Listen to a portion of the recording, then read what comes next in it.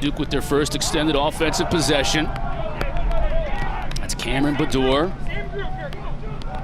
Got his hands free to Montgomery. Now quick pass in front, and Duke takes the early lead. Dyson Williams, who was a super freshman last year, Q, continuing, which is a great strong start to his sophomore year.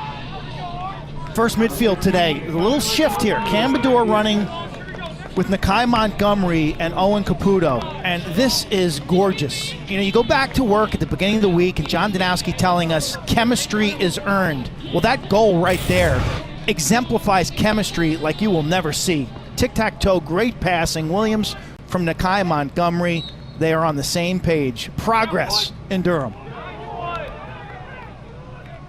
Wood winning possession for Mercer.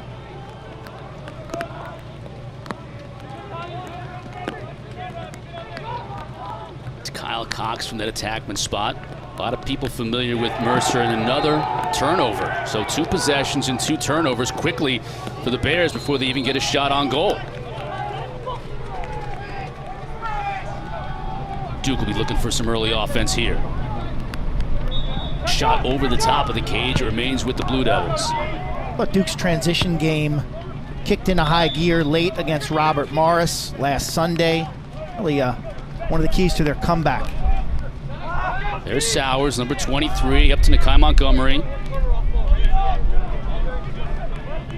Here's Brennan O'Neill, the super freshman, down the alley, gets free, takes a shot and scores.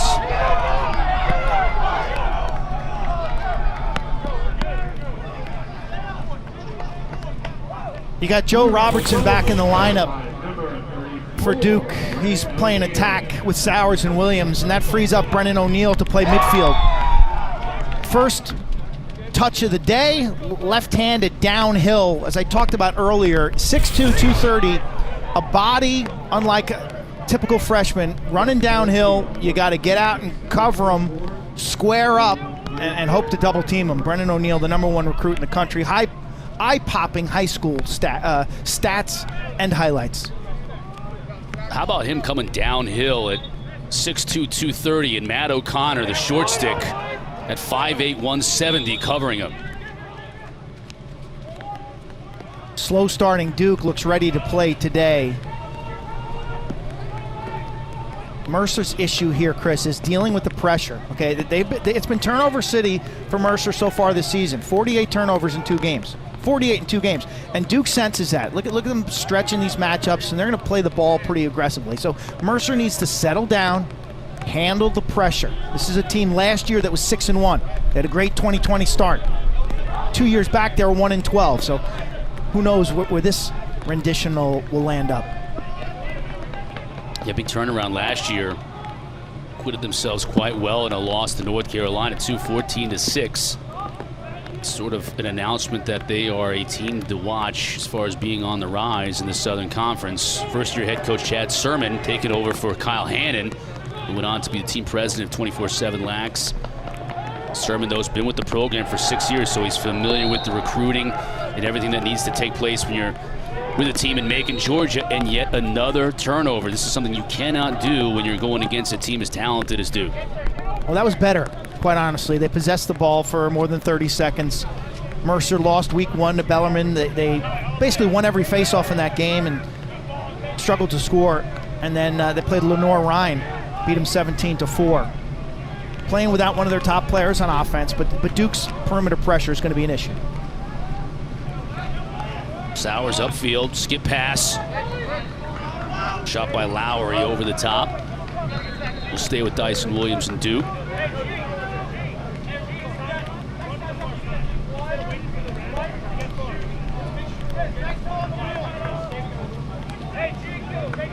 Joey Manown, starting attackman last year, now coming out of that midfield spot. Look at the quickness from Sowers. Good catch over the middle and a score, and that's Riley Walsh. Finds a way to score goals, and that's his 3rd of the year. Timeout early on as Duke is taking a commanding 3-0 lead. Coach Danowski telling us we're still figuring it out, and you can see that chemistry starting to gel. Sowers draws the double team, his eyes are up. Riley Walsh, Duke is rolling early. Mercer and Q, their first 2 games for the Blue Devils this year. You talk about chemistry, Coach Danowski trying to figure it out. Slow start against Denver. They got down several goals against Robert Morris. I think it was 5-1 in that game before they started to put things together. So today's a good sign for the Blue Devils.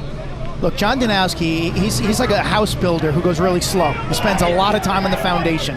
Other houses on the block might shoot up fast and look beautiful and gorgeous and all funky, but let me tell you, Danowski takes his time, and he's laying the foundation. He wanted to see his attack play with a stronger IQ. There you see it, the passing. He wanted to see his defense show up ready to play. They have. This team has taken a big step forward. You saw the quickness from Sowers, and then a beautiful sight for Duke fans there. That's Joe Robertson playing in his first game since the 2019 season. Just camped out in front. Sowers found him perfectly. This team that will learn how to play with Michael Sowers. Quite honestly, I thought last week that not everyone was on the same page. You know, Sowers would press to the goal. The cuts either were non-existent or timed poorly. Sowers, his ability to draw the eyes of the defense, you've just got to play off of that. And Robertson's a guy, I think, who's going to put up 50 goals this season. He's going to be in the slot area. He's going to find open seams and open bubbles, and he's going to convert. Same old story for Mercer, winning the face-off, gaining possession, but then having a hard time hanging on to it, although they'll have an opportunity here. Unsettled situation for the Bears, trying to get on the scoreboard. Heck, just trying to get a shot on goal.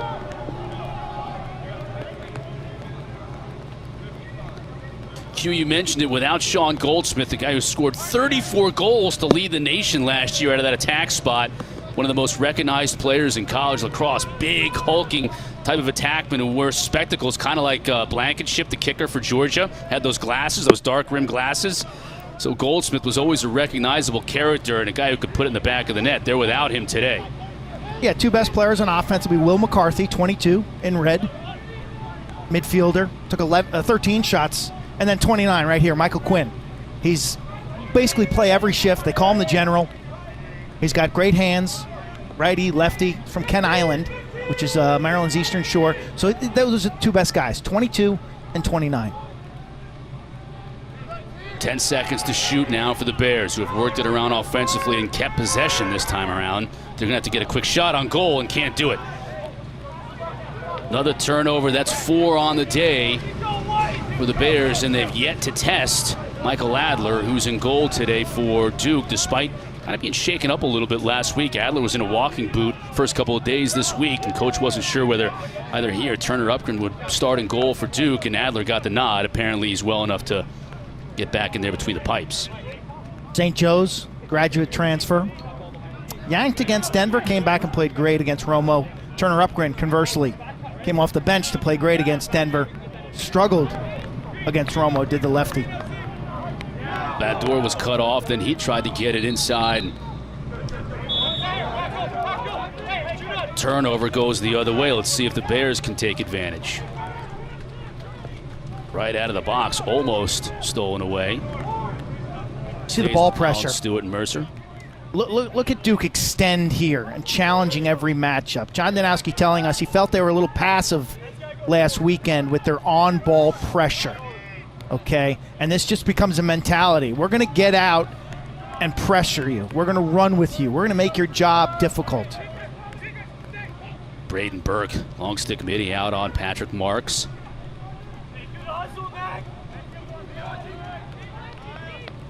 Now Matthew Weingartner with the ball in his cross. Parker Junod, big box lacrosse player, number 6, gets a shot. Steered away by Adler. Now a fast break opportunity. Burke, and a score! That's Robertson again.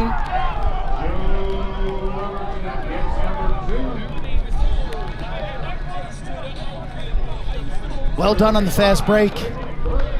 Robertson, the point man.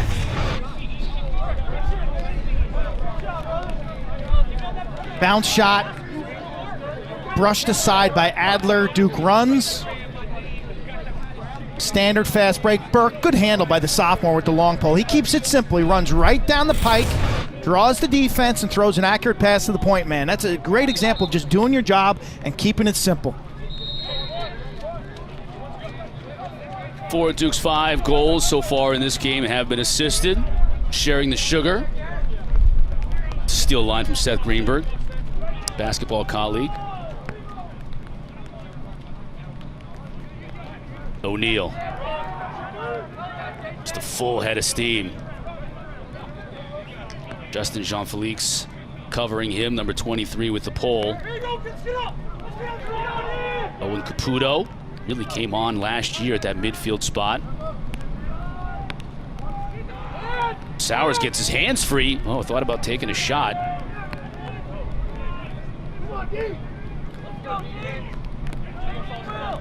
And Duke will reset here about midway through this first quarter. Aiden Denenza, good look at him, number 88. Teammates in high school with Brennan O'Neal. Turnover here might lead to a quick opportunity for Mecer. Pole shoot. High of the mark was Wesley Chairs, their leader on that close defense. Nice run out by the Bears. The Chairs, best on-ball defender. Duke did a good job kind of inviting that shot. Quinn, he puts the Bears on the board. The General finding the back of the net. You know, this is an opportunity for Mecer. You know, as far as I'm concerned, I think this is their first game on the ESPN networks, whether it be ESPNU or the ACC network. You know, stepping up today, playing a team out of the ACC, and you got to feel good for a guy like Michael Quinn, senior. As I said, Ken Island, which is Eastern Shore, two-time state champion there. He had 24 points a year ago. He's a good passer. 3-time captain. That's why they call him the General. He'll play every shift today. I mean, he will play every shift, and they'll rotate 3 or 4 other guys to run alongside him. So Mecer breaks the ice. Congratulations. A big day for their program as they step forward. Wood winning another face-off. Now Nick Rockefeller and this top midfield unit puts the ball in play for the Bears. Without Goldsmith, without Carl Klepper, who's another big hulking attackman. Cole Leggett, midfielder, also out. So really 3 of their top 6 offensive weapons not playing in this game for Mecer, hoping to get them back as the season progresses and they get into Southern Conference play. I'll tell you, 33, Tyler Carpenter is having a year already. Last weekend, he was the ACC Defensive Player of the Week. Sophomore lefty from Durham. His mom's a volleyball coach. His dad, Sam, been around lacrosse forever, former head coach at Denver University. Sowers is going to get a shot and a score. Wow, that quickness is unbelievable.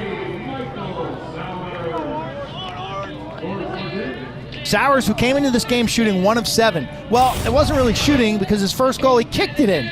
This shows you split dodge up the left side, gets to the 5x5, and kind of an exclamation point. He's running away from the goal, able to change levels. As he drops down low, the goalie's going to mirror that action and kind of drop from the hips and the shoulders, which opens up upper portions of the goal. And my eyes are seeing a different Michael Sowers today.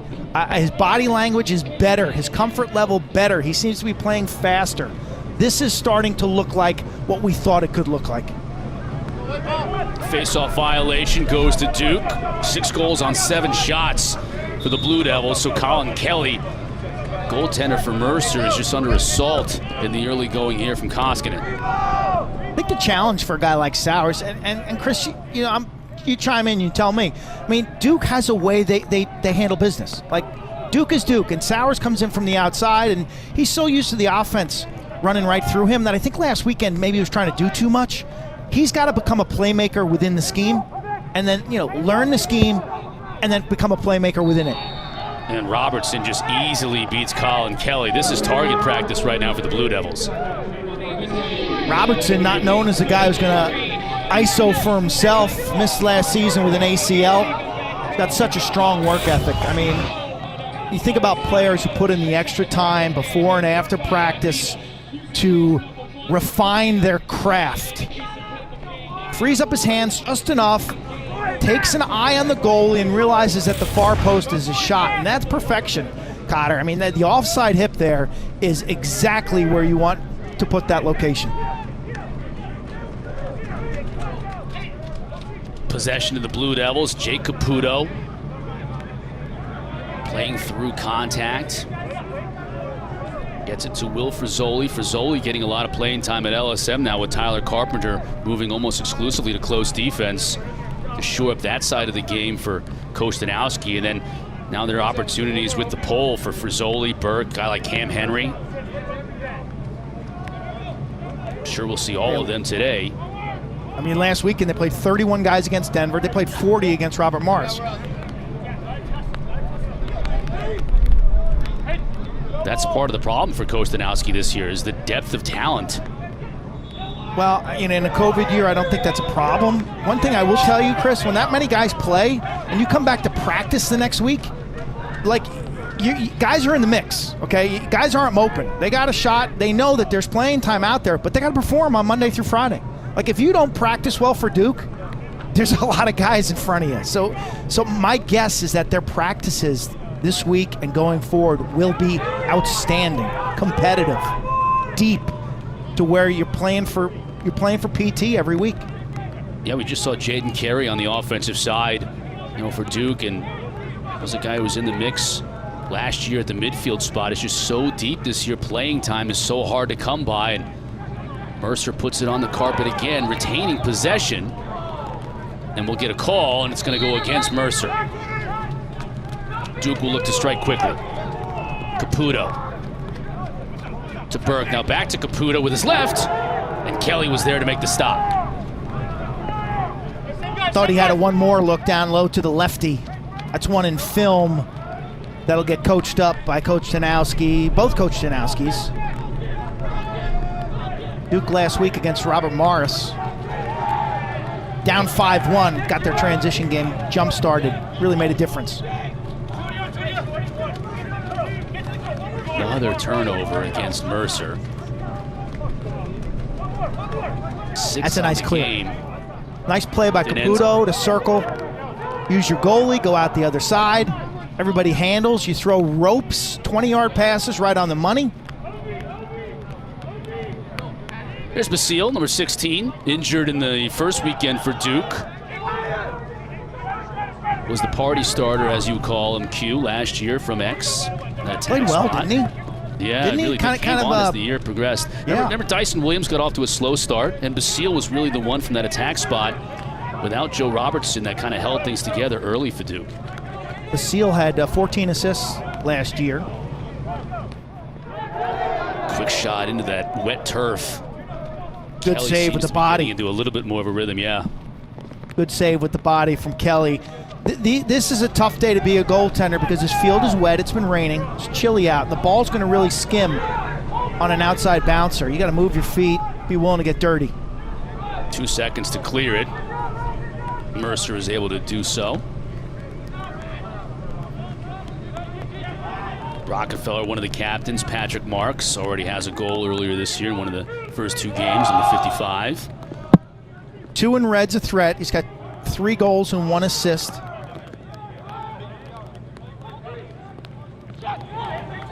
Found a man on the doorstep, just couldn't find the mark. Stays with Mercer. That was nice. McGuire coming upfield. Checked by Kenny Brower.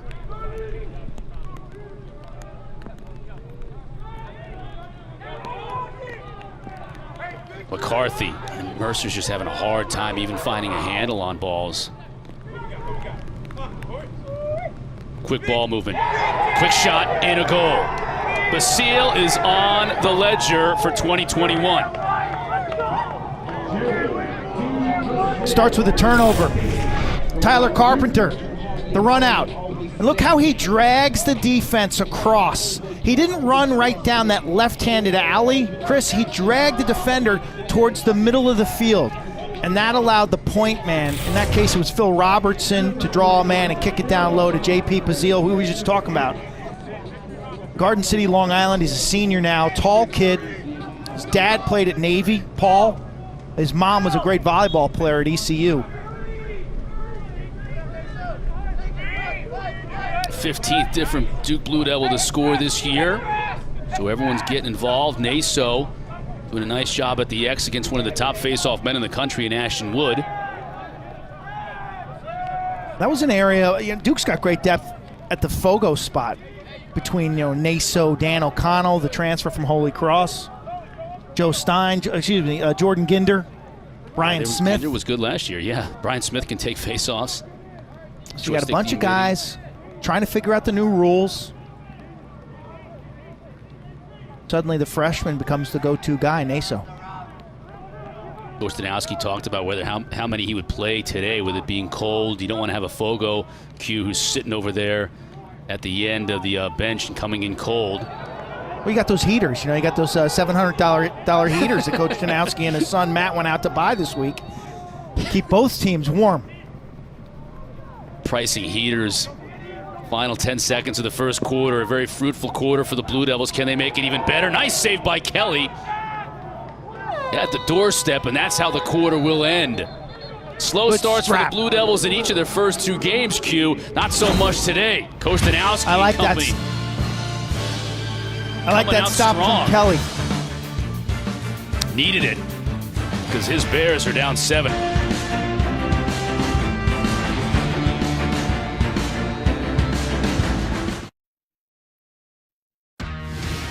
Duke up 8-1 after one quarter. And Q, if you're going on the road and you want to spring the upset, you got to take care of the ball. Well, turnovers have been an issue for Mercer this season. Coming in, they had 48. And Duke's extended the pressure, and it's a rainy, cold day. And, suddenly the simple play becomes challenging for Mercer. As you look at their head coach, Chad Sermon, first-year coach, 5-year assistant under Kyle Hannon, who left in August. Chad, a former player at Salisbury, coached there as well, and then briefly coached for 2 years for Kevin Cassis at Lehigh. So first-year coach, new environment here for Mercer, coming off a great year last year where they were 6-1. They just got to settle down, run hard, deal with the pressure. Wood wins another face-off to start this second quarter.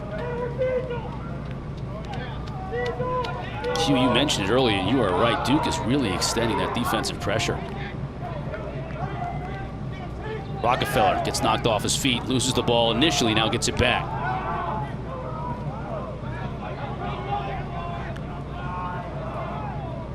Quinn.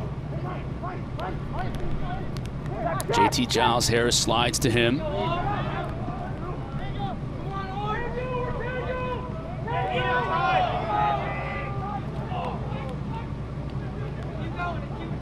Rizzoli comes out to meet the offensive player. Shot nice. Wide by Colin Stewart. Good skip look by the Bears. Right-handed shot by Stewart, who's got 8 points on the year. McGuire gets knocked to the turf. There you see Stewart's year so far. Trying to make up for the loss of Sean Goldsmith. Injured, making progress according to Coach Sermon. Expect him back for Southern Conference play. Duke tried to get something going quickly, and instead they turn it over, and the other way we go. Duke was 6 turnovers. That has to be the one thing that Coach Danowski isn't happy about. SoCon is a league I look at with like arrows up. I mean, they are trending in the right direction, short term and I think long term. Got schools like High Point, Richmond, Air Force, Jacksonville, investing in the sport of lacrosse. These programs now are competitive. They're going to be national powers as high school lacrosse in Georgia, Florida, and the Carolinas and Texas expands. Yeah, if Mercer in Macon, Georgia, that's just about an hour or so south of Atlanta. Got 14 kids from Georgia on their roster. And Will McCarthy, young man from Massachusetts, is the one who finds the back of the net. Bears back on the board, 8-2. Lefty split for this unselfish fifth-year senior, Trinity Pauling. You know, early in his career, he was a two-way guy. Played some shorty, played some offense. He's played attack, and now he's a midfielder. Strong IQ, not afraid to let it rip. He took 13 shots against Lenore Ryan, but that's just a wonderful split dodge, right to left, down the alley. Duke's spacing defensively wasn't good. There was no support. He makes him pay.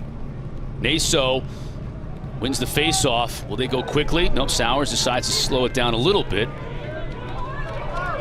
And then Garrett Ledman. One thing about these midfielders, Q, and we've seen it the last couple of years for Duke, they're all massive. Ledman, huge. Lowry, 6'3", 210. Bador, 6'4", 205. Like tight ends. The whole league's that way this year. You look at Duke. Probing, that's what John Danowski said. He says he wants to probe in early offense. Make the defense respect you early in the possession. Just don't bring it over. And I make the similarity to a huddle in football. Like, you know, stay in your no huddle up at the line of scrimmage. That at least the defense has to respect. And so he wants that early offense to probe and be a little more aggressive. Another turnover for Mecer on the clear. Now will Duke look to move quickly. Sowers in front. And a great stop by Kelly. Just stoned Tyson Williams. Stick on stick, he stuffed him. Duke runs the 3-on-2 to perfection. Williams pumps him high and then comes right back with the same location. Kelly, he's not buying it. He ignores that first fake. Yeah, he needed to warm up on this cool day. He didn't make a save to start this game, but he's made 4 out of his last 6 shots. He's been able to keep out of the net. Look at JT Giles Harris. Yeah, JT in the house. He is strong. Everything he does is strong. You saw how upset he was with himself with that clearing pass. Ends up, though, with Michael Sowers, so Duke retains possession.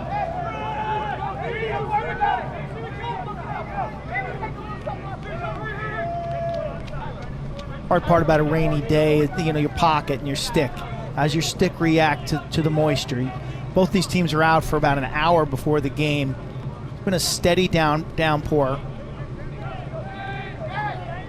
Taking care of your stick between shifts on the sideline, so important. Using a towel to keep it dry. Maybe tightening some strings if they need to be tightened, if they've loosened up too much. Getting a little bagged out on a day like today.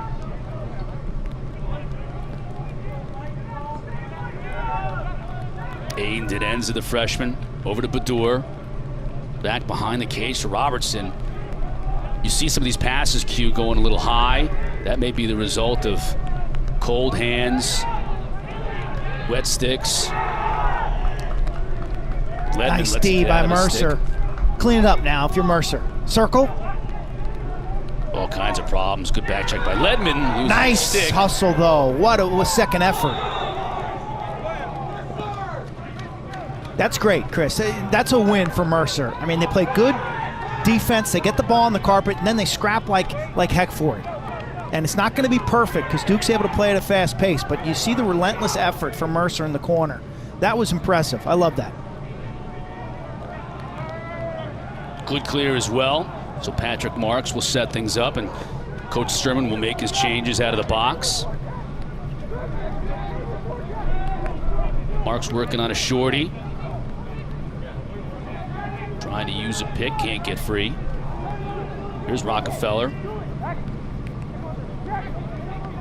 Mercer's looked much more cohesive in the second quarter. Both sides of the field, fewer turnovers. Playing with good energy, sharing the ball. Here's Marks inverted on a short stick. Up top to Stewart.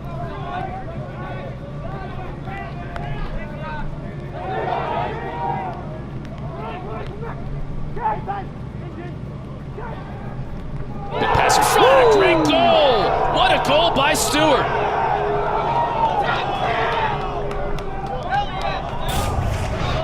This is a legit possession. Complete patience, it ends up with a wing dodge. Rockefeller from the wing, he kicks it to Rex. Ball's jammed inside. Behind the back, over the shoulder of the Duke defender. Behind Caputo's head. See Stewart, Westminster, Maryland. Very productive.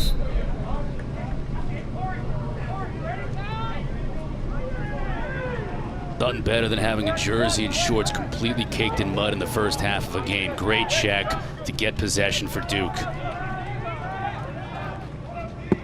Ray opted not to shoot it. Tried to get it to Dyson Williams. Nothing better than having a laundry department to clean it up when it's done. The Tide commercial. This field has held up pretty well. Not like Kenan Stadium 2 years back when Hopkins played Carolina in that mud game. Opportunity to see Taylor Dooley now for Mercer, number 51. Unfortunately, yet another turnover as Jack McGuire couldn't stay on the playing surface. Yeah, exactly. We're playing the blue lines. They had a soccer game here last night. Remember, soccer, there's so many sports going on right now. You got fall sports being played in the spring, so there was a soccer game here last night.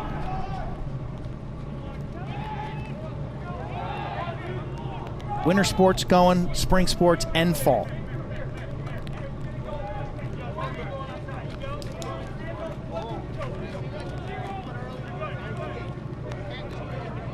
Kostanowski now going to his bench. Kevin Quigley coming on. Joey Manown, number 31. Here's Sean Lowry. Behind to Robertson. Now Quigley in front. Quigley had a notion, thought better. Mercer playing man-to-man. Pretty sloughed in. In front. Jump shot and a score.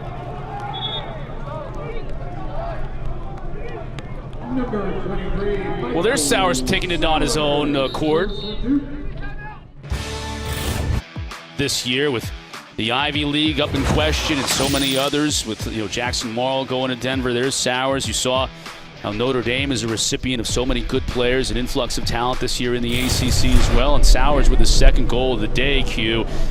And look at his numbers at Princeton, just eye-popping. When you think about he's played so many fewer games than some of the greats that have played this sport over the years. Yeah, and I'm seeing a big difference from what I saw last weekend. Michael, I think maybe was feeling the pressure. His transfer generated so much attention in lacrosse that perhaps he was trying a little too hard. He looks so much more relaxed and happy today. He's a humble kid. He's very respectful and polite. He's always been a great worker. And he just fits in better this week with that vision, picking his spots, understanding the flow of the offense. I think his teammates are getting used to his style of play. So this is going to work. Don't judge it for what it is now, but think about what it could be Memorial Day weekend. I mean, this will be a juggernaut with Sowers, controlling the keys for this Lamborghini. It's got to be like a Lamborghini bus because there are going to be a lot of players on that Lamborghini. You know what I'm saying? We're seeing it today. I mean, Kostanowski is going 4 or 5 lines deep. He's got Matt Shamil, Blake Leishow playing on the offensive end.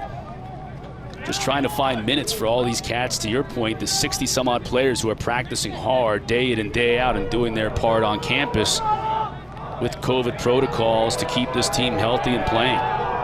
They've done really well in that department. Coach Janowski telling us that his positivity rate, he's had 1 positive test since January 9th. So they have kind of set the standard off the field in terms of their behavior, their ability to operate safely.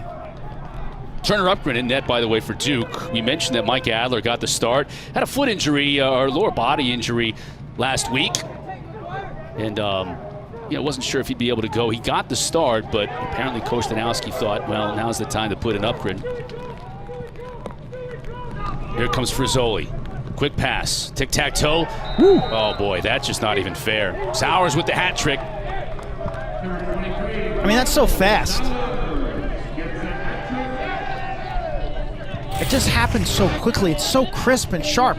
Frizzoli does a good job. Again, the ball's right on the money. The point man kind of scrapes towards the middle of the field, and Sowers front swings, okay? He's not staying down low on the goal line extended. It's a great tip for young players. Look how high up. He shoots that, 8 yards above goal line extended at the end of the day? Yeah, he sets up maybe 2 yards north of goal line extended, but as that play develops, he's reading the defense, and he's curling topside up the field to make that defensive slide longer. And then he's bearing into the middle to give himself more angle. He's able to use both sides of the net. So there's a lot of subtleties to running a 4-on-3 fast break. Clip that one and play it back if you're a young coach. Jake Naso better than 50% today at the Face-Off X. That's a good win for Duke. Going against Ashton Wood. Tough competition.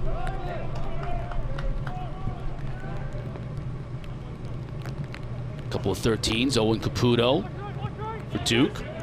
Going up against Garrett Leclerc, best short stick midfielder for Mercer. Nice footwork, stick position by 13 in red, Leclerc. Oh boy, look at that. He blows right by Wesley Chairs, and Wesley Chairs has never played against anybody like 23, and he's just getting a lesson today in how good Michael Sowers is. Change of direction and a quickness. Straight at you, left to left, speed dodge. Look at the clearance of that side. Look at all the real estate that he's got to work with. No double team comes. I mean, just open the gate for Sowers. Monster game he's working on right now. His dad, David, his mom, Elizabeth, watching this game. Mecer wins another one. Will he take it to the distance? He does, and scores!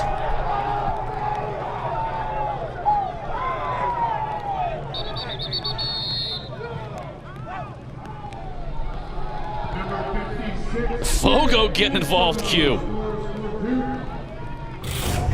Freshman Fogo wins it out the front side. He's disrespected by the defense. The point man stays locked on.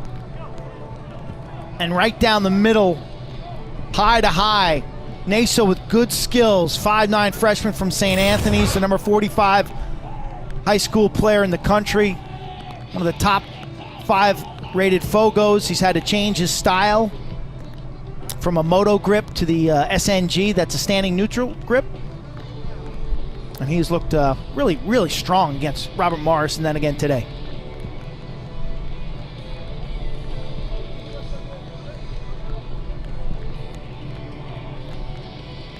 Coach Dino barking to his troops. ACC off and running this year, Q. I mean, when you talk about an impressive start, Duke with wins over Denver and Robert Morris the first weekend. Then North Carolina hammered Denver. Then you got Virginia, who you did that game against Towson without some firepower, and they looked sensational. We haven't even seen Syracuse or Notre Dame yet. I know. There was a poll, like Maryland's number 2 in somebody's poll. No, the Terps have a really good team this year. But if you were watching the games last weekend and you saw Duke, I mean, in my eyes, it was hard to give Duke a number one vote because Carolina was relentless. They were deep. They played at such a great speed. And then Virginia's settled offense was legitimate. Connor Schellenberger, the new transfers there seem to be meshing. And the Cavaliers' defense has improved. So I have never seen anything like the power that exists in the ACC right now.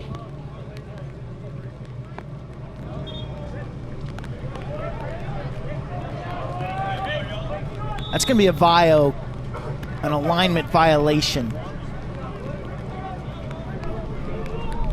Against Mecer, who's done so well at that face-off X today.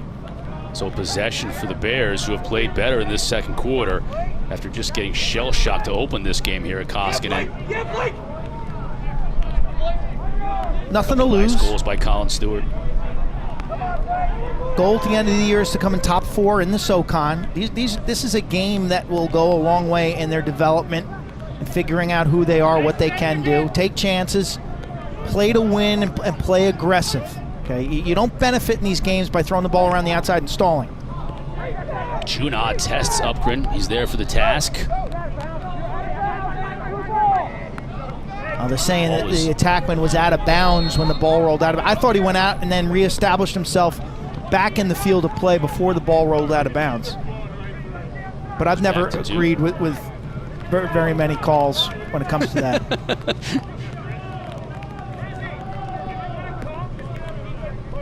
Ledman to Robertson. Joe Robertson was injured all of last year. His brother Phil transferred in from Princeton this year along with Michael Sowers. Just adding to that depth at attack that Duke has. So much depth that they've had to move players like Joey Manown here, who started last year on that attack line, to midfield, knocked off his feet. Look at this. Garrett Leclerc. Manown's going to be a matchup problem in the ACC. They're going to run him out as a midfielder, but he's going to end up inverting behind the goal. And you better have somebody quick who can change directions to cover him. Nice shot by Leclerc, knocking that ball away dangerously back to Kelly, who's able to handle it. That was a great shift by Leclerc, 13 in red. That was an outstanding shift. I mean, he matched feet with Joey Manown, who's super quick. Then he got his stick on a Michael Sowers pass. That was awesome. Caputo. This will be a chance for Duke if they can move quickly. Robertson opts to settle it down with a 9-goal lead. Final 2 minutes of this first half. Now we're going to get a flag down. It's going to be a delayed call against Mecer. Looks like the Bears might have been offside. Yeah, they got 7 on defense now. They'll have a designated backer here. The question is, how do they send him? You know, he's basically a free safety in the middle of the field. He should be cheating towards the ball carrier and ready to go. Lowry. There he is, 24. Sowers. It's Danny Walsh. Trying to use a pick from Lowry.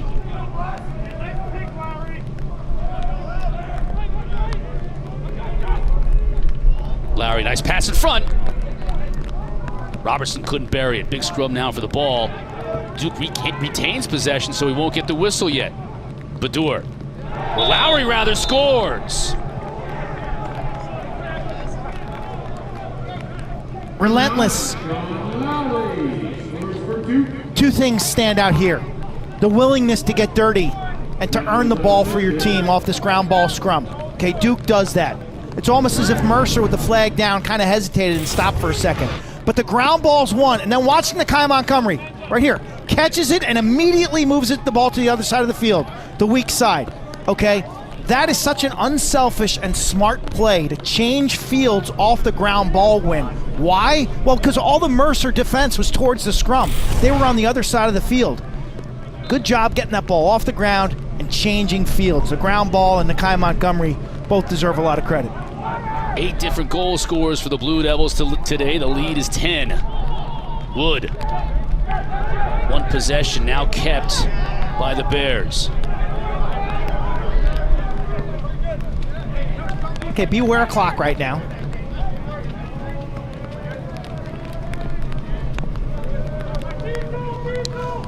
Shot clock is essentially off.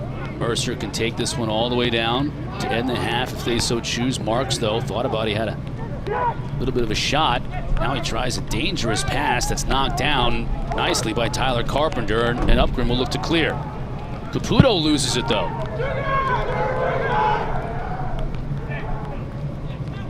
Boy, Stewart almost had another one, just got a little handcuffed in front. Look at that. He also got pushed. I'm surprised that didn't result in a loose ball push. Clock for Duke. What's your awareness shot here?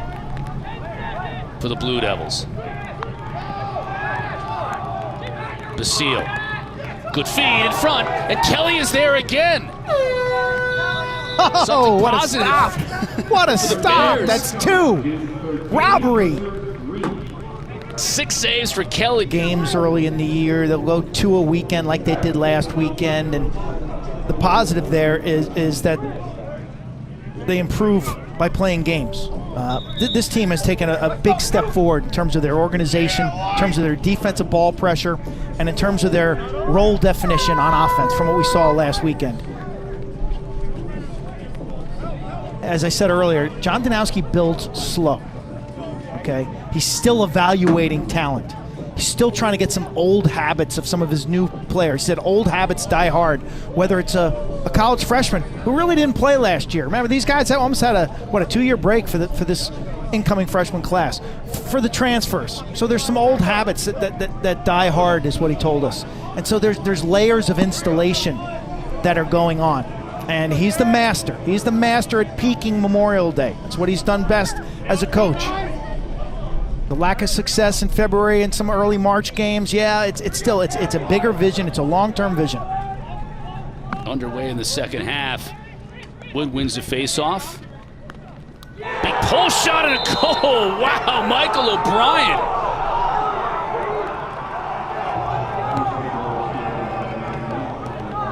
This guy's a multiple all-SoCon selection, coming off an injured knee. I mean, from 17 or 18. Are you kidding me? This is 2-point range in the Premier Lacrosse League with maybe a little break on that, Cotter. That looked like a slider, potentially curving away from the goaltender.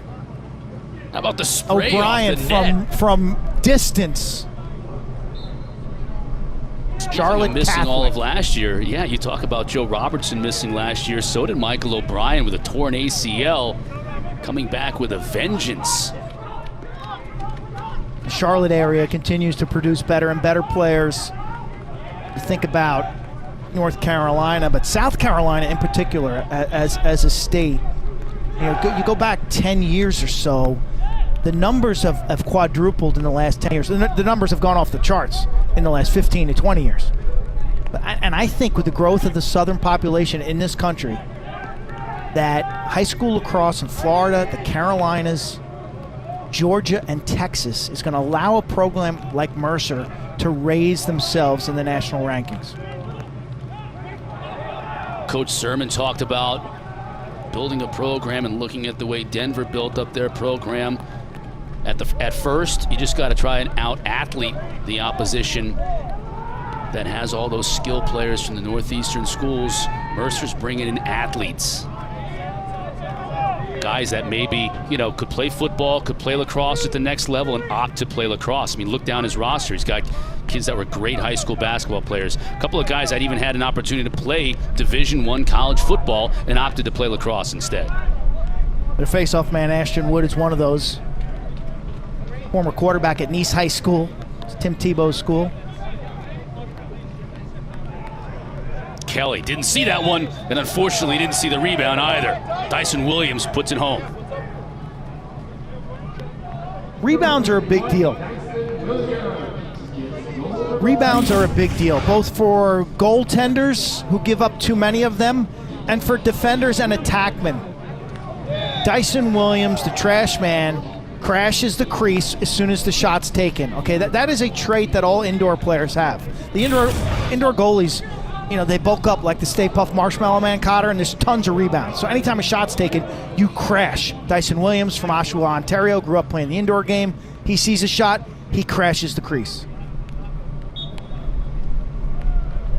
Looks like Ginder's taking this draw here for Duke, and he wins it. Pass goes wanting, though, and it's a turnover back to Mercer.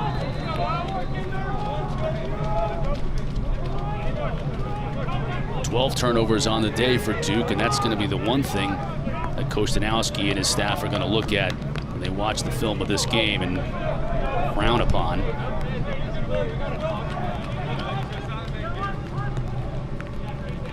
Coach Tino's probably going to take those heaters home that he purchased for the program, $700 on these both benches to keep these guys warm. It's mid-30s today and raining. He'll probably put those in his patio in the backyard. Good time to have those kind of heaters, Yeah, barbecue. Next couple of months, it's still going to be kind of chilly out there.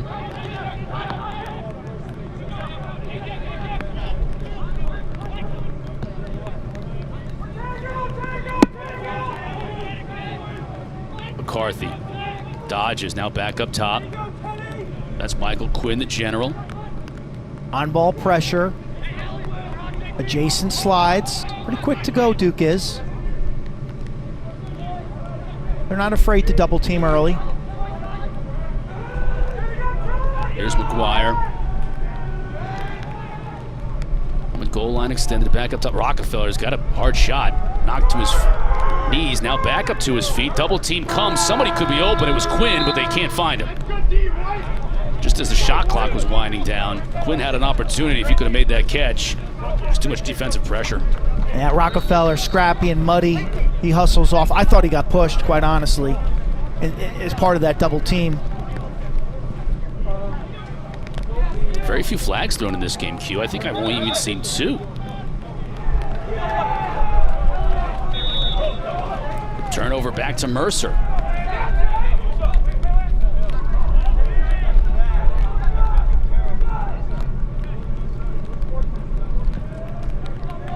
Now the Bears settling it in with Will McCarthy.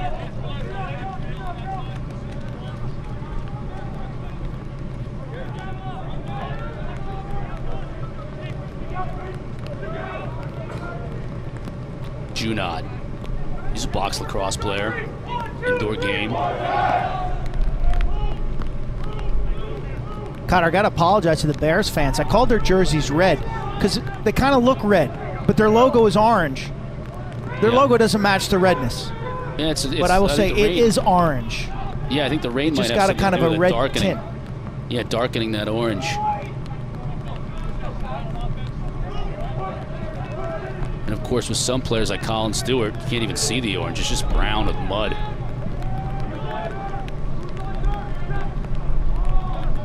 Their first game of the year. They played the first game of the year against Bellarmine, and it was actually periscoped. No broadcast, but Cole Leggett, who's a midfielder, he got up in the stands and actually periscoped it to all the parents and fans, and had thousands of viewers. Were so hungry for lacrosse, and they were the first game that was played, that it was extremely well received. Yeah, tough. I would love to. I would love to see someone do that Sunday down in Charlottesville, as Army and Virginia are going to be playing on a turf field, and apparently there's going to be no television or live feed. Brennan, haven't said his name that much in this game. Early goal. Nothing since. Sowers now behind the cage. Nice catch by Robertson. Rolls back. Right off the crossbar. Beautiful move. Williams tries to pick it up. Can't. Now it's going to go the other way. Nice grounder. Brent Bishop. And the cross field. You know, Kelly, the goaltender, Chris, he's really good from the inside. Like, he forced that shot to be maybe a little more fine. He doesn't give away the top of the goal. Okay, if you're shooting on this goalie, you fake him, he ignores fakes and stays big. And I love that strategy. Most of the time, shooters from the inside, about 80% of the time, they're going to finish high. He ignores fakes and stays big, and he's going to make you shoot it low. It's a great strategy. Duke has been so on target today. 20 of 25 shots have been on cage, forcing Kelly to work.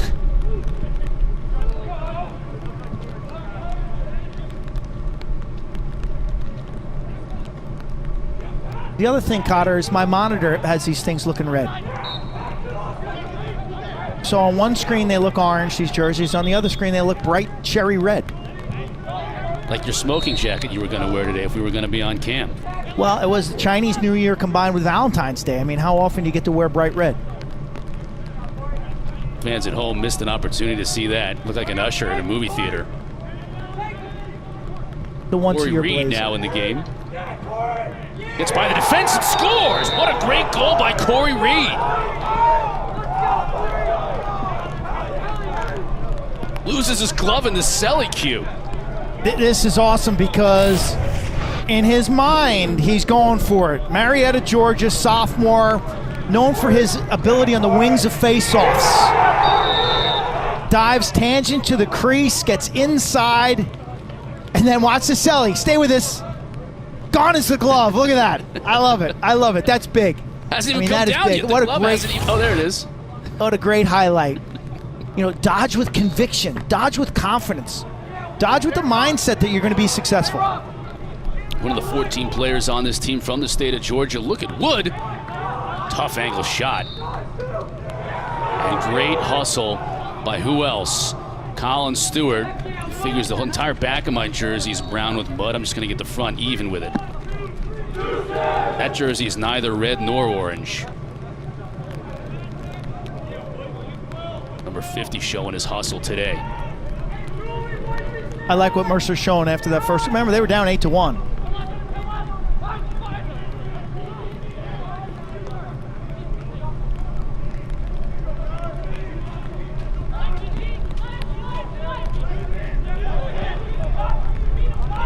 Cox now. Skip pass across the other side of the defense. Shot and a score! Jack McGuire, so a good start to the second half for the Mercer Bears.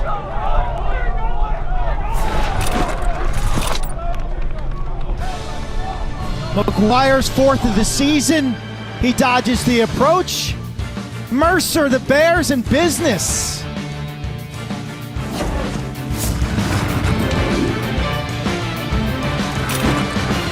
who's wearing 24 is that one of Mercer's recruits, John Michael Knight, before he ever got to play a minute of lacrosse for Mercer, suffered a brainstem stroke and is currently in a state of locked-in syndrome, meaning he's fully aware of his surroundings, Q, but he just can't move his... he has paralysis, essentially, except for his eyes. That's how he communicates. And so he communicates with the coaching staff after every game and says, this is the player I think deserves to wear number 24. And this week he chose one of the team captains, close defenseman Danny Walsh. So that's a great story, and a great story that John Michael Knight is still heavily involved in this Mercer program. Yeah, I got to think he's watching this game as well. Former Fogo from Winter Park, Florida. They've established the 24 fund as well. And it's an honor in this program. I love to see that. And John Michael Knight continues to have an impact on the lives of guys who would have been his teammate. You know, he would have enrolled at Mercer in 2016. And he has to be happy with the performance his team is putting on in the second half, and the performance that Colin Kelly has put on really since the first 6 or 7 minutes of this game, Q. It took a little while for him to settle in on this chilly, cold, rainy day, but once he did, he's been great in goal. I agree, Chris. You know, you throw out the first quarter. It was 8-1 at the end of the first quarter. Since then, it's a relatively back-and-forth type game. Now, obviously, Duke's playing tons of players, but look out there now. They got all their starters in. So Mercer's hanging tough. They're getting better as this game's going along, and this bodes well for them. You know, the SoCon this year, because of their geography, is going to benefit from playing a lot of these ACC schools. So whether it's High Point at North Carolina on Tuesday or Jacksonville at Carolina tonight, the SoCon will benefit from these out-of-conference games. And it's a conference, as I said earlier, I think it's on the rise, short-term and long. Well, let's see if they can keep this momentum going, because they get a minute man-up situation here, Coach Chad Sermon does. And our first opportunity to see Mercer's man-up offense.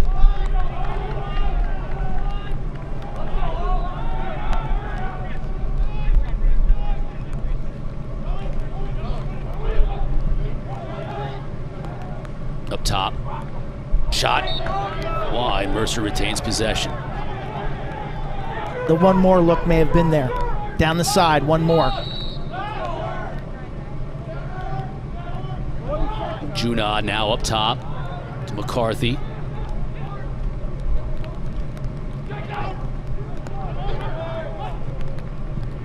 Behind the cage to Quinn. That's Rockefeller. Quinn couldn't quite pull the trigger. The ball came out of the back of his cross. Now Duke will look to clear and run out the remainder of this penalty. That was better defense by Duke. I thought that their interior last weekend on their man down was not strong at all. Against Robert Morris in particular, they gave up too many good looks from the crease area. Good coverage on the inside. They keep that ball on the perimeter. Talk is essential on man down. You got to use names. Can't just say who's got the backside. Chris, you got the backside.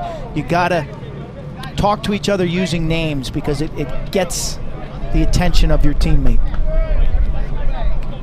Duke is able to kill that 1 minute penalty, and now back on offense.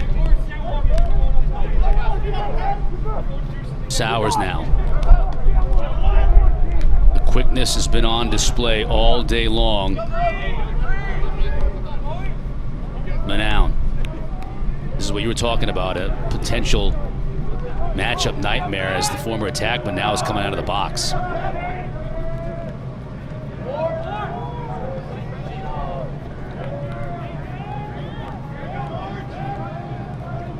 Quigley in the game also for Duke. Manown loses it. Mercer trying to clear. By Mercer. A whole lot of traffic. Manown gets pushed, no call there. But Duke is going to retain possession, so no harm, no foul for the Blue Devils. And Dyson Williams says, let's settle this thing down. Yeah, get the ball behind the goal. Okay, you know, this midfielders are operating a midfield offense, trying to generate. Get the ball to 23 behind the net. Good things will happen. Oh, he's on a shorty. Initially tried the skip pass, but through traffic. That was a force. But with a flag down, it felt like the green light was on. Take a chance. Make a play. Be a 30-second man-up opportunity for Duke. This unit should be pretty strong by the end of the year. I mean, you think about Sowers behind the goal, feeding. The two lefties scare me most. Dyson Williams with the ball in the low lefty wing, and then Brennan O'Neill top left. You think about Sowers curling right-handed and feeding the ball to the backside to those two will give you nightmares. Williams and O'Neill are on the far side. There's Sowers behind the cage. Here to Owen Caputo and Robertson on the man-up team.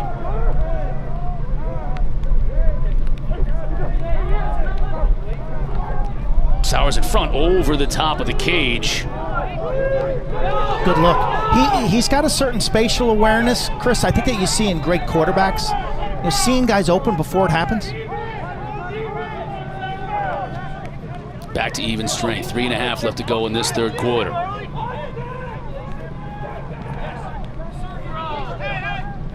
Opponents are 0 for 8 against Mercer with an extra man so far this season, so Bears have definitely shored up that part of their game.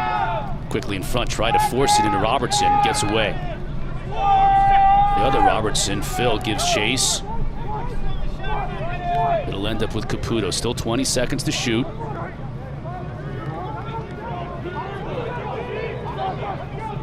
Sowers, upfield, now spins back to the goal.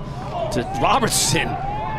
Looked like the cage got that one. And another shot. Man, Kelly is all over the place in front of that net.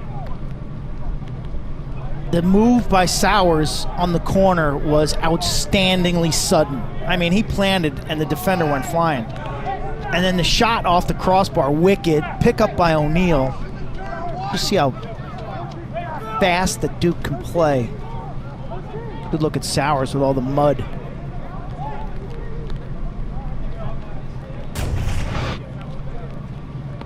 Watch this move right here. Boom, plant, hockey stop, turn to the inside. I mean, look at the defender. I mean, he almost buckled his ankles. That's unbelievable. That hockey stop, sudden change of direction. You got the great strength in your quads. Chad Sturman having a word with the officials. Or this may be another one of the officials, a timekeeper. This looks like a timekeeping situation here. Yeah. That's our ops man down there on the field having a conversation with the officials. Yeah. You get a feel for how cold it is, too, where you can see the breath of these players. Pretty nasty weather conditions up and down the East Coast this weekend. A bunch of games got moved to Sunday. Glad they get this one in. There's one of those $700 heaters that Coach Tanowski was referring to yesterday when we talked to him. I think that's renting the heater, Q. Do you? Do you think that heater only costs $700? That looks like a serious industrial strength heater. I mean, you would know. You're on the sideline. That's a of all lot those to horrible rent. Weather games.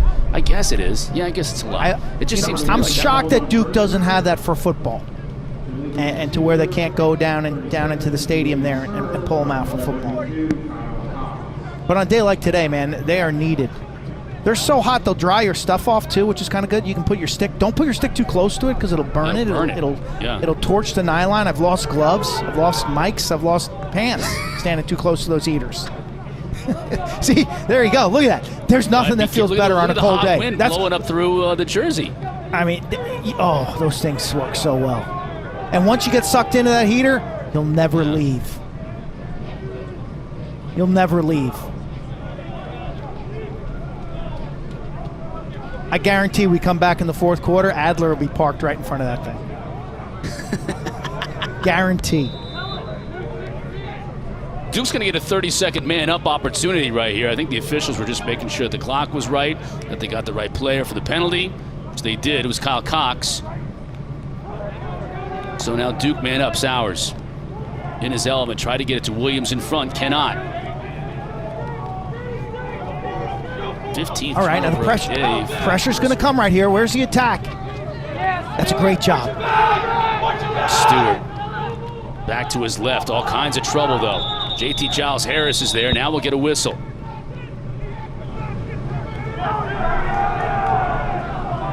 Coach Sermon called timeout. Nice move by first-year head coach. Saving the possession. 2:14 left to go here in this third quarter. It's Chad Sermon.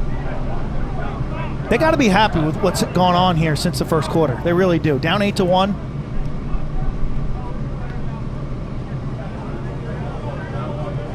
Looking at the SoCon preseason coaches poll, Jacksonville, who plays tonight against North Carolina, and Mercer right there in the middle. Richmond, so much talent. When you talk about the Lanchburys and players like that, Q, we had them here last year. Richmond took Duke right down to the wire. We also did the Air Force game here where Air Force beat Duke to start the played 1 or 2 Ivy League schools. If the Ivy doesn't play in the Big Ten, only plays Big Ten games, those are non-conference games that those teams in those conferences don't have an opportunity to play. Yeah, and it gets back to, we're not sure what the selection criteria will be. Can they use the RPI this year? Because think about the Big Ten. The Big Ten teams will have an RPI, but it's isolated. It's an island to themselves because there's no cross-pollination. They're not playing any out of conference. So the Big Ten RPIs will just be reflective of what exists in that conference. I mean, if there was ever a year where you'd say, okay, Anish, Cotter, Kark, you guys picked a tournament, this would be the year. There won't be a year. It'll never happen. Be fun.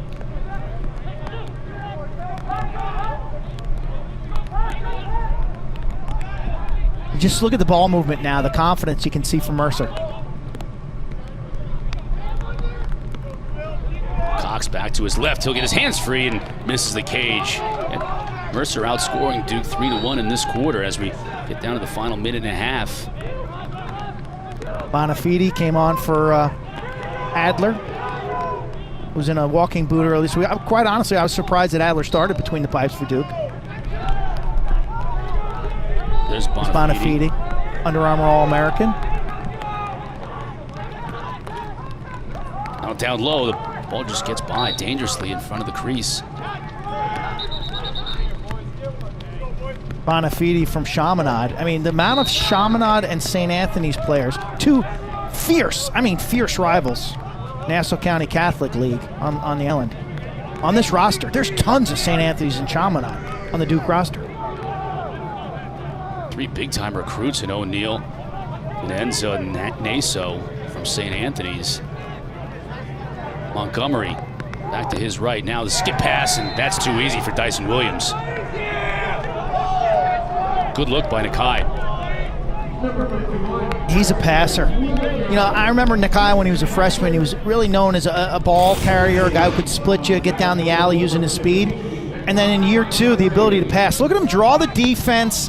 He's able to turn his hips and throw the ball back to the opposite side of the field while in motion. I mean, Nakai Montgomery has 2 high-level assists in this game, making Dyson Williams' job pretty easy. But and that's what I love about Nakai. The ability to beat his man and score for himself.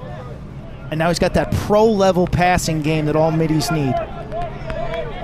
Nice play by Jake Caputo on the wing to come in and snag the face-off win from Naso. Puts the ball on the grass, though, and it's picked up by Mercer. Q, are you chalking up a lot of these turnovers? Both teams turning the ball over, but Mercer just has had a propensity to do that this year, not so much Duke.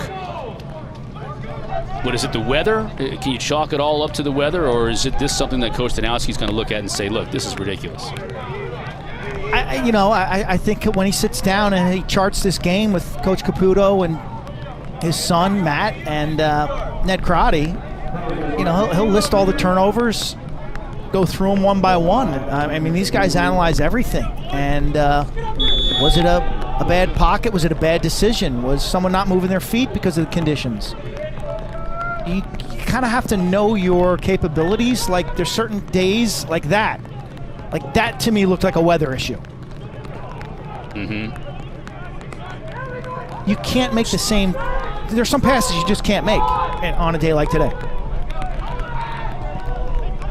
Final second of this third quarter, and Mercer's not able to get a shot off as the clock winds down, but they're still man up to start the fourth. Esnick, I'm Chris Cotter, back to start the fourth quarter here at Koskinen. 15-6, Duke with the lead. Blue Devils stormed out to an 8-1 lead in this game in the first quarter, Q, and since then it's really been a solid back-and-forth contest. Entertaining.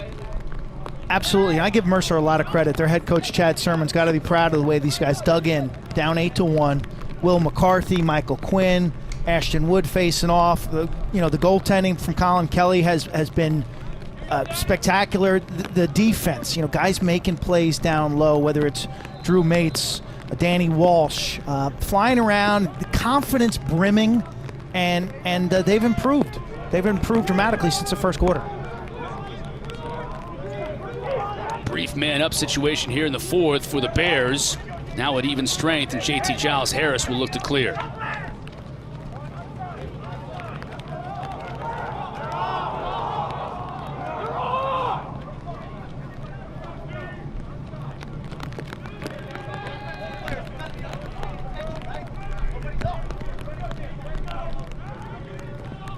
Montgomery from Sowers.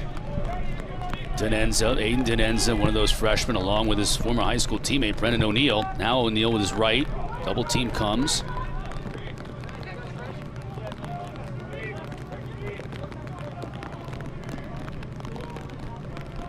Denenza. The different combinations. Yeah, the different combinations has to be a challenge. This is two freshmen running alongside Nakai Montgomery. Wesley Chairs checking Sowers. See how muddy Chairs has been. It's been a tough day for him. Nice poke check, though. Gets it away from Sowers initially. Now we get a flag down. This is going to go against Mecer.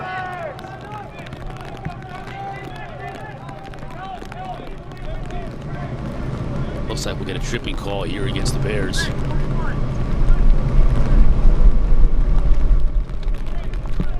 Opportunity. Matt O'Connor. Coach Danowski telling us he's still evaluating players. Remember, there's no scrimmages this year. Well, actually, High Point scrimmage North Carolina, but Duke's not having any scrimmages. So they opened up their season last weekend. They played 2 games in 3 days after only 3 weeks of practice. So they're still figuring it out after what he called a slow start.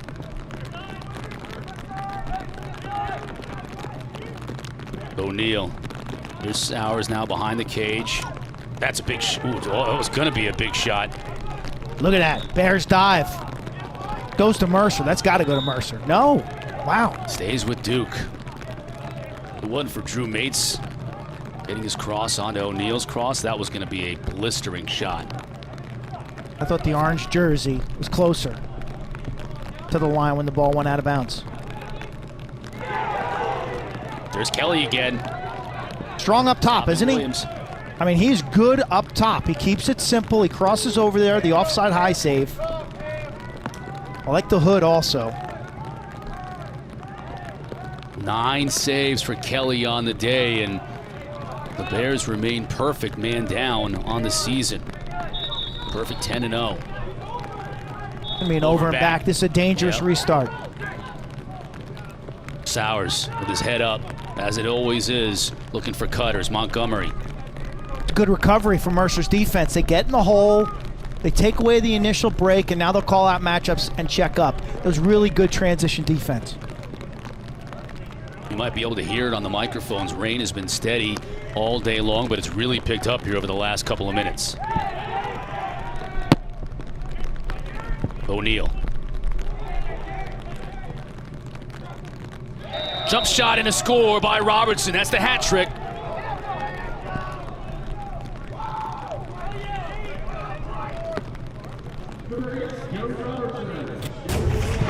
Joe Robertson didn't play last weekend.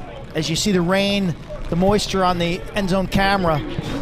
We saw him score right-handed, almost identical. This one left-handed, curls, and finds the far post. Joe Robertson, St. Anne's, Belfield, Charlottesville, Virginia. You go back to 2018, he scored 48 goals. 2019, 42 goals. That's a lot. He's like a professional goal scorer, right? Yeah, 4 goals on the day, not 3. I lost track. How about that injection into this offense? As if this team wasn't good enough. Now you get Robertson back from injury. You get his brother Phil, scored a ton of goals last year, thanks to Michael Sowers with those assists. So those two are in pretty good shape in terms of knowing each other well. Saw Robertson playing on the man up. Q, that's kind of his little niche with this team. Then you have depth for days at the midfield. That's not my question mark about this team. I think long-term in this league, it's going to be really interesting to see who can defend. Because other than Notre Dame, who can defend? Notre Dame's got a great defense. Jack Keelty, Kyle Thornton, the Penn transfer, Arden Cohen. Ledman could just, crank it. From there, yeah, Kelly didn't have much of a shot.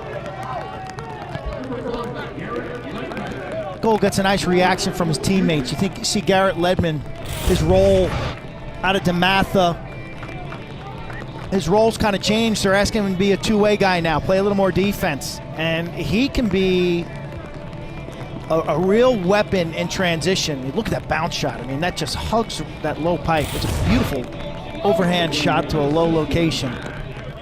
Ledman's a horse, 6'2", 215. Role's a little different right now, but if he cherishes that role, if he seizes that role, Chris, he's going to make Duke better on defense and their transition O. Big physical presence, Ledman is. 17th goal scorer now on the year for the Blue Devils. And this their third game.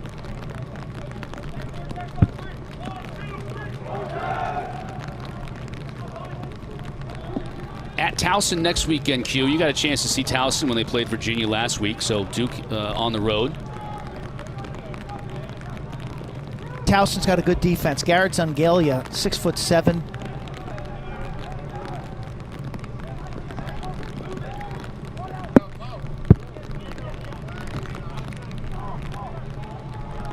Mercer now trying to make something happen. As Colin Stewart had a beautiful behind the back goal in the first half. Junod gets free. Can't put it on cage. Stewart is there to back up. And possession still with the Bears. 25 to shoot.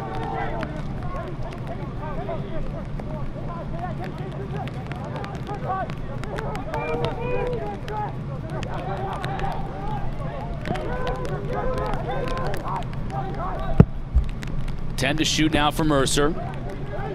Shoemake trying to make something happen and puts it on the turf. Brower looking to quickly move but can't get it to Robertson. Sowers gives chase. Wasn't able to save it.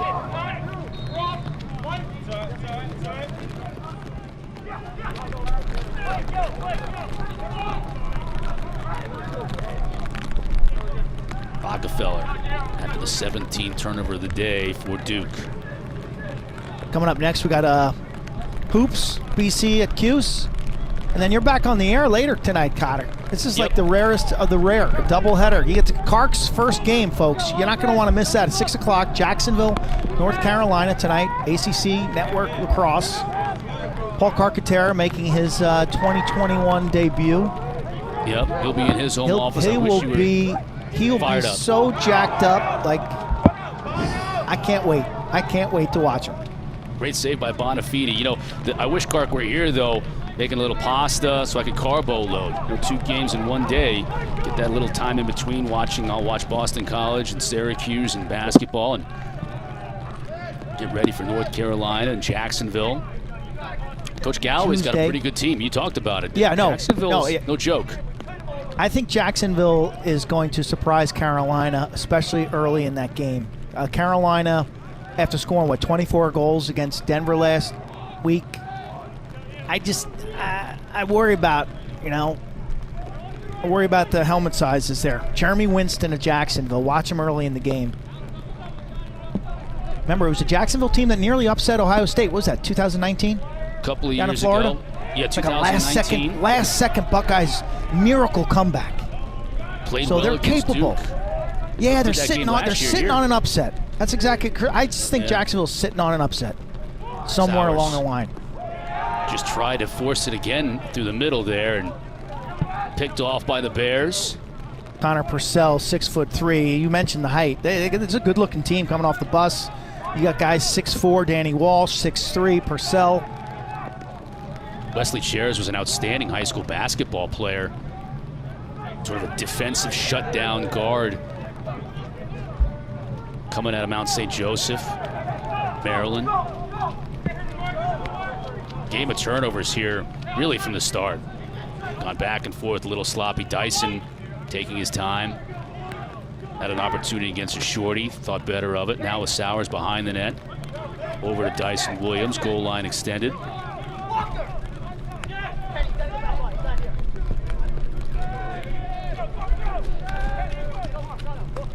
Duke turned the ball over just 24 times combined in their first 2 games. Got 18 today. Now, to Q's point, weather certainly playing a role there. Sowers. Look out. Just gets tightest angle, and Kelly was able to shut the door. Yeah, Duke's got to recognize how good Kelly's been up top on these shots from in tight.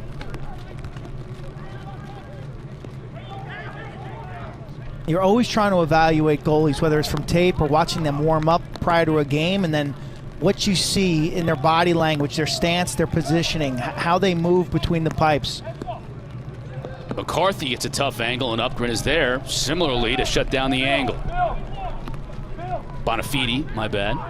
All 3 goaltenders have played today, Bonafide, Upgren, and Adler for Duke. Adler got the start. Kind of banged up a little bit last week, so got the start, played a few minutes. Coach Danowski made the move, put an Upgren in the second half. Bonafide's getting some time. I give Mike Adler a lot of credit. You know, you come in from St. Joe's, and like a Michael Sowers, there's scrutiny that graduate transfer, all eyes are on him, and he struggled against Denver. He got yanked early and bounces back 2 days later and plays absolutely fantastic off the bench against Robert Morris.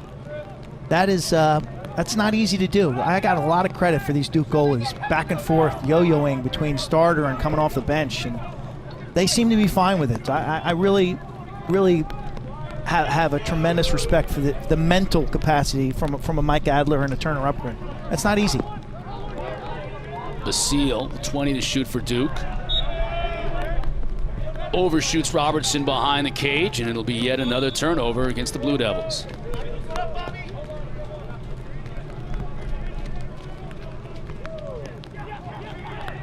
$19 on the day for Duke.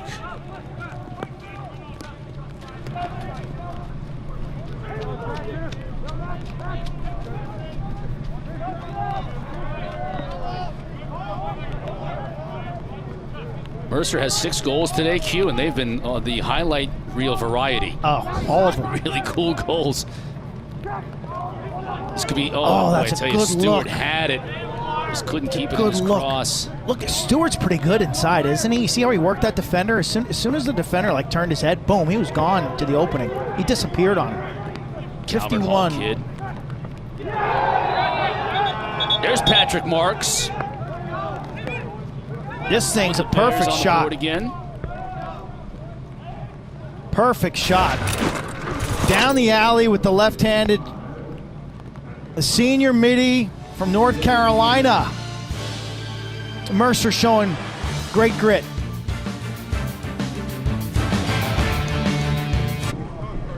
Just a little over 4.5 left to play here from Koskinen. Duke with a 17-7 lead. Here's what they have coming up when you talk about ranked opponents. We mentioned Towson coming up next weekend, but you got Richmond. Circle that one because the Spiders are for real, and Duke knows it, having played them right down to the wire last year. And then the end of March, Q, is when we start ACC play. And every game is going to be, as I said earlier, a Pierce Sixer. It's going to be really fun to watch. These teams are fan-friendly in their style and their talent level. A lot of future pros.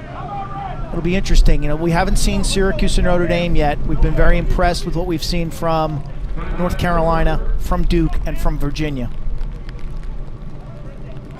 Syracuse to open up against Army next week. That's going to be a fun game to watch. That game on the ACC network on Sunday, and then on Saturday, Ohio State and Hopkins on ESPNU. So next weekend, the Big Ten opens up their schedule. And again, Big Ten, at least as of right now, Q, just a conference-only schedule. So for them, every single game from here on out is going to be a battle. That's right, conference only. The way the league did it was they slated the first 5 games, which is half of the schedule, and then determining, how many postponements, cancellations they have, they'll eventually schedule the second 5. There you look at Mecer and the SoCon, their upcoming schedule. Playing in Savannah against Jacksonville next weekend. Go out of conference again at North Carolina on the 6th before they play Jacksonville again. SoCon's going to be Georgia. competitive. Yeah, Macon, Georgia. They got a beautiful stadium, 5-star stadium. On campus, it's 75 miles southeast of Atlanta. Big-time growth of high school lacrosse in Georgia. I mean, Q, we've seen a lot of kids. Just about every program has kids from Georgia. Duke has a couple of them. Cam Henry's from Marietta. Rain Schamberger's from Atlanta. Yes, Solomon's from Georgia. Nikki Solomon's from Metro Atlanta area. The club programs in the Atlanta area are vastly improved from what they were 15 to 20 years ago. Same with Charlotte. You got a guy like Ryan Flanagan in the Charlotte suburbs. South Florida as well. You know, Tony Seaman's a head coach down in South Florida right now, and so you're just seeing better athletes and better lacrosse.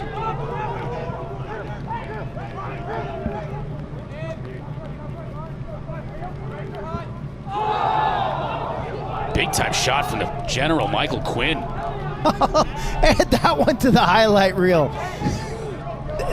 Mercer's goals, like 80% of Mercer's goals today have been like, wow, that's a great goal. This is a rip from 15. Sets his feet, uses the defender as a screen, and this ball hit net and in the water just sprays. Good looking shot by Quinn. We featured him early, 5'10" senior from Kent Island. 24 points last year, mostly as a passer, but you see how deep his game is. 3-time captain, two-handed. He does a little bit of everything. I mean, he defines this Mercer program. How about this? A rarity, a scrum with the new rules. Haven't seen much of that this year. I'm surprised they're not encouraging these players to get it out, but there's no clear control from either one. So it's still a neutral situation. Yeah, first time looking at Dan O'Connell, the transfer from Holy Cross for Duke at that face-off X, and now we get a whistle. But we got rid of that. Yeah, well, I guess we got rid of it 99% of the time. So it was a step in the right direction, clearly. Garrett Smith in net now for Duke. Danowski going to his 4th goaltender of the day. I guarantee you the other 3 are right in front of one of those $700 heaters right now. You know, it's like the starting pitcher when he gets pulled, that's it. Just let me find that heater. Pulling for you, Garrett.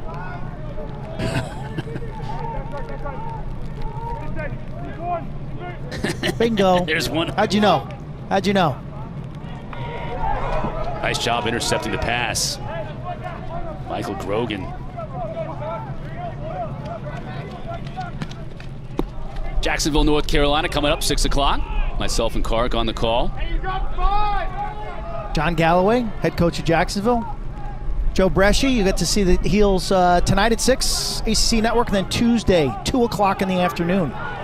Tuesdays for the Hunter. They'll take on High Point. That game was originally going to be Bellarmine, and I think it's great the way these games are being flexible and agile. Army and Virginia playing tomorrow.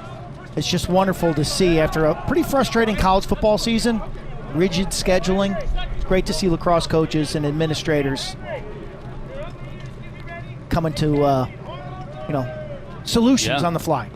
This was another one. This was going to be a later start, and because we had a basketball game cancellation early on in the day, both these coaches said, all right, let's do it. Let's move it up to noon so we can put it on the ACC network. My biggest takeaway today, Chris, Michael Sowers took a giant step forward, especially early in this game. Duke's defense, great on-ball pressure early in this game. They led 8-1. They looked awesome. Since then, maybe foot off the gas pedal a little. Shot clock winding down. We got to tip our cap to Mercer because their effort since that first quarter has been outstanding. I mean, they're scrapping, they're fighting. They've played much better. They've managed to generate goal-scoring chances. Really, Chad Sermon gets on that bus back to Macon, Georgia. They should be proud. This is really their first appearance in front of a national audience, and there's a lot to like here.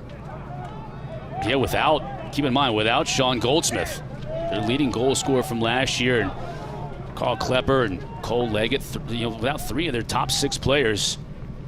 Chance here.